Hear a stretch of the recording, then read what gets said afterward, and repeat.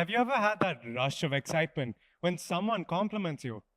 Or when your social media post blows up with likes and comments? For a moment, it feels incredible, like stepping out into the cold and someone draping a warm, cozy coat over your shoulders. I wish I had one now. Thank you.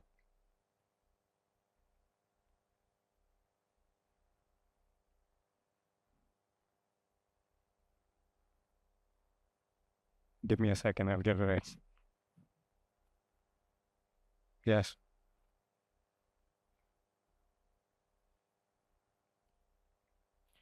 You feel seen. You feel validated enough.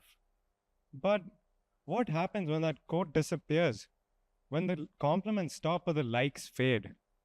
You're left standing there, shivering, wondering if you were ever really warm to begin with. This made me question something. Is this true confidence?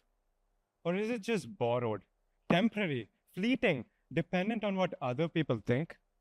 Because if our confidence is built on other people's approval, can be taken away just as easily.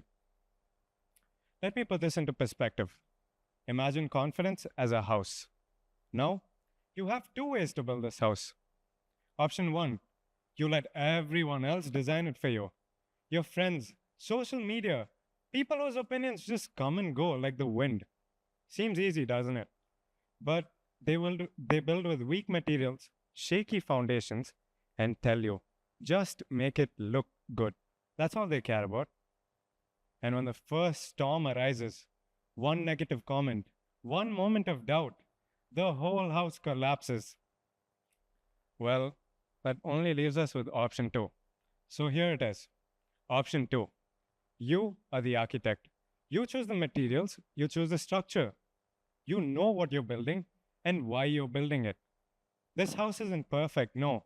It has cracks, it has areas under construction, but it's solid because it's built by you, for you. Let me tell you about the first time I realized my house was flimsy. I loved math. I aced my IGCSE exam. 98%, can you believe that? I walked around like a certified genius. But then, one day in class, someone solved a problem I couldn't solve. How is that even possible? Somebody else solving a problem I can't solve? I'm right, and the problem is wrong, is what I thought to myself. And as you can probably guess, I was wrong and the problem was right. My confidence shattered. Suddenly, that 98% didn't mean anything at all. I started doubting myself, questioning if I was good at math to begin with. Fast forward to a few months later. Surprise test. I told my teacher, don't expect much, I didn't study. Because I hadn't studied. And guess what she said? She just smiled and she said, I don't expect much from you these days anyway, Rahul. Ouch. I was furious. In that moment, I had two options. One, let my ego win and tell myself, I'm not good at math anymore and just give up. Or option two, use this as fuel. I picked up my pen and I started writing the test. Suddenly, all those formulas that I never studied for just clicked. I realized confidence isn't about never failing, it's about showing up, even when you think you might fail. Have you ever let one failure define you? Think back to a moment when you felt completely discouraged. What did you do? Did you quit? Or did you push through?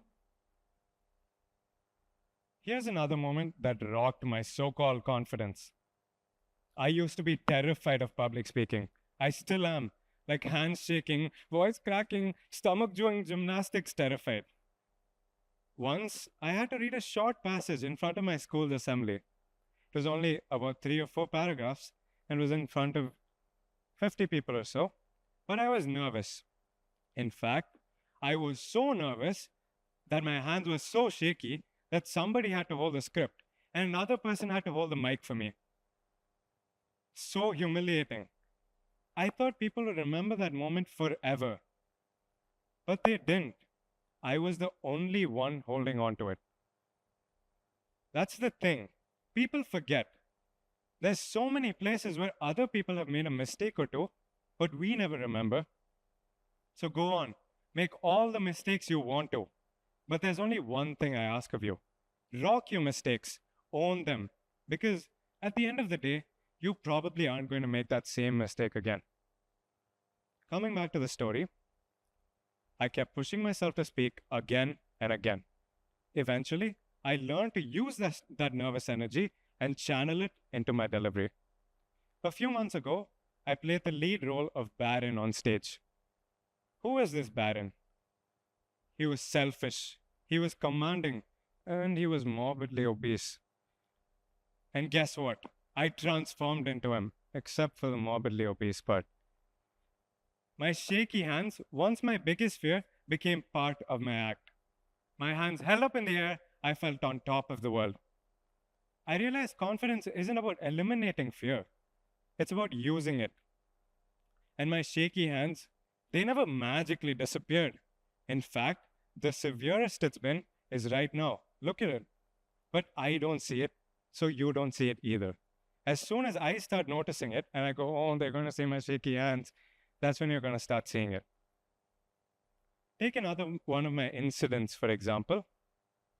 It was a normal school morning. I was half asleep, running late, basically my usual state of existence. In a rush, I threw on my uniform, grabbed my shoes, tied the laces, and sprinted out the door. I made it to school just in time. Feeling accomplished, I strolled into class like I had life all figured out. But then, something was strange. People were staring. It wasn't the, oh wow, you look amazing kind of stare. It was more of the, is this kid okay? And for a while, I never understood what it was. But then, I glanced down, and there it was: one black sneaker, one white sneaker. In that moment, I had two options: panic, run to the bathroom, consider my life choices, maybe transfer schools, or own it. I chose option two. I shrugged, I looked up, and I said, it's called high fashion. You wouldn't understand. And you know what? People laughed, but not at me, with me. By lunchtime, 3 other kids had accidentally mismatched their shoes as well. That's when it hit me. Confidence isn't about being perfect. It's about being okay with not being perfect. Half the time, people don't even recognize the mistakes are so-called mistakes. And when they do, the way you react sets the tone. So the next time you trip in the hallway, just pop up and say, I meant to do that. Or when your voice cracks in a speech, maybe add a dramatic pause for effect. Because